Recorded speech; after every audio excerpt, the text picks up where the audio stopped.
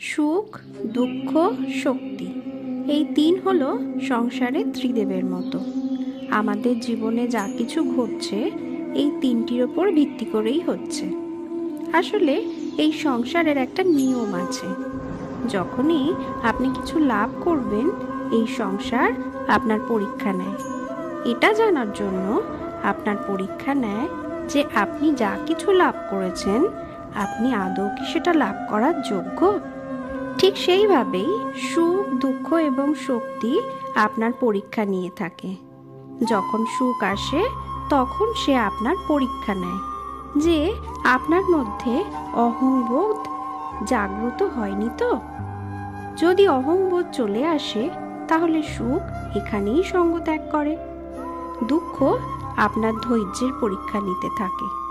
আর যদি আপনার মধ্যে ধৈর্য না থাকে তাহলে এটা আপনাকে আরো বেশি দুঃখের গভীর অন্ধকারে ঠেলে দেবে। সেখানে শক্তি পরীক্ষা নেয় আপনার বিনম্রতার। যদি আপনি বিনম্র না হন তাহলে শক্তি বিনম্রতার অভাবে আপনার পতনের কারণও হতে পারে। এই সংসারে যে কোনো ব্যক্তি যিনি এই পরীক্ষায় উত্তীর্ণ হয়ে থাকেন, এই জীবনে তিনিই সাফল্য লাভ করেন। আসুন আমার সাথে ভালোবেসে বলুন, রাধে রাধে।